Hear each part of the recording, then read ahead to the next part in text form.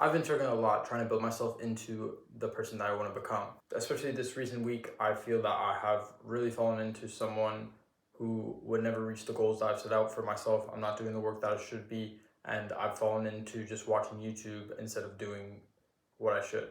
To learn more, I thought I would use one of the smartest knowledge sources on the internet, ChatGPT, to discover why I'm failing. I thought that asking something with a large knowledge base would be helpful to discover what problems I'm coming against and how can I solve them. Here are the 4 things that ChatGPT said. The first thing that ChatGPT said was that I'm escaping instead of confronting.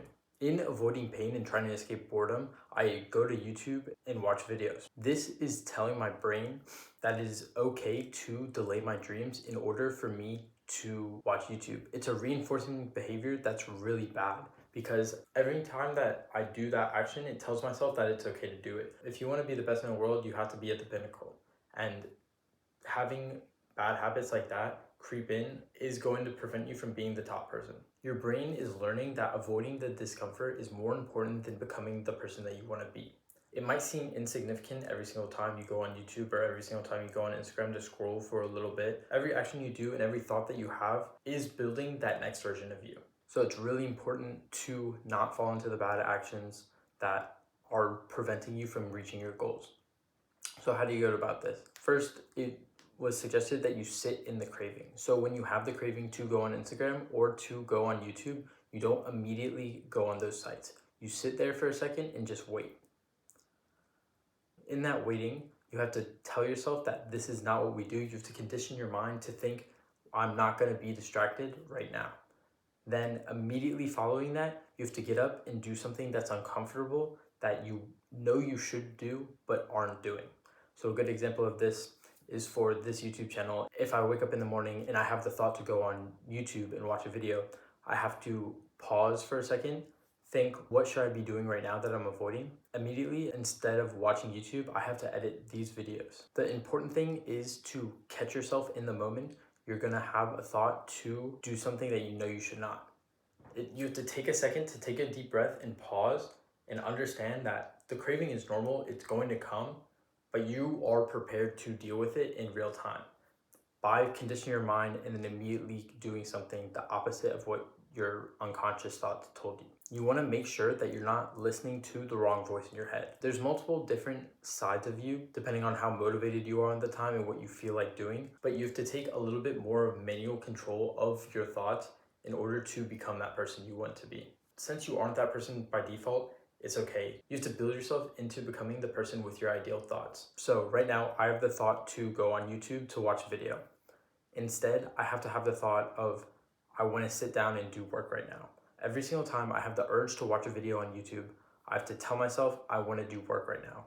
Conditioning my mind to have the thoughts that I want. And then also not listening to the thoughts that aren't benefiting me. Being aware of your thoughts is really important. So you're going to have probably millions of thoughts every single day, and you have to decipher which thoughts are positive and which thoughts are really leading you towards the path that isn't good for you.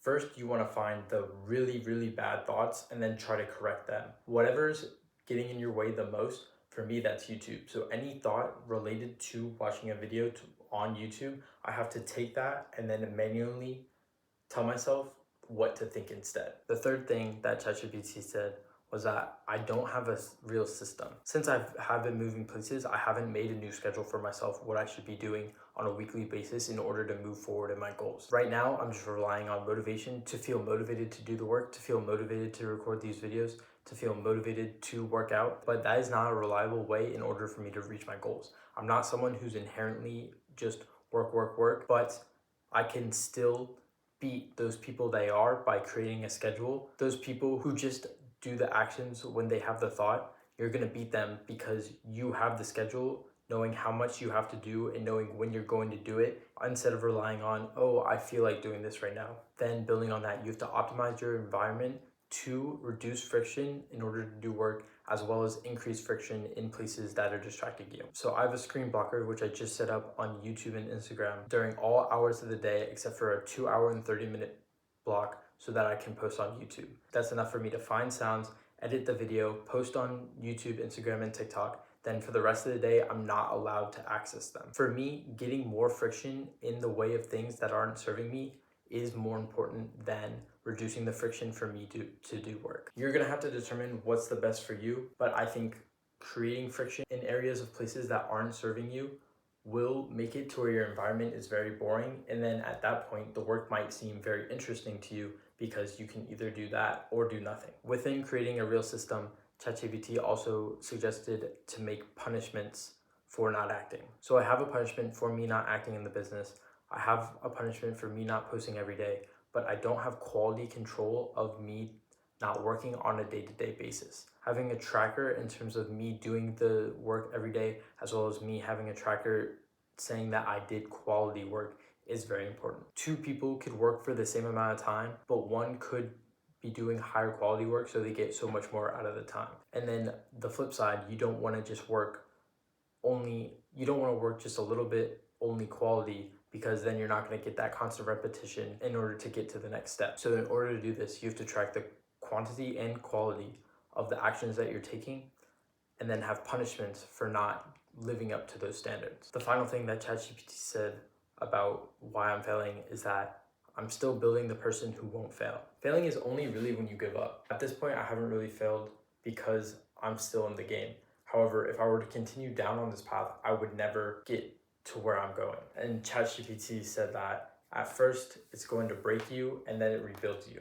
I'm not sure if this is just part of the process. I have to get to this state to where I'm so unhappy with how I'm acting and knowing that I won't reach my goals that I have to completely rebuild myself. I don't know where rock bottom is, but I feel like I've been in a cycle of continually hitting the low in terms of productivity. How do I break out of that? I don't know. Maybe I haven't really been broken yet because I haven't made the permanent change. Just something for me to ponder. What will it take in order for me to be broken?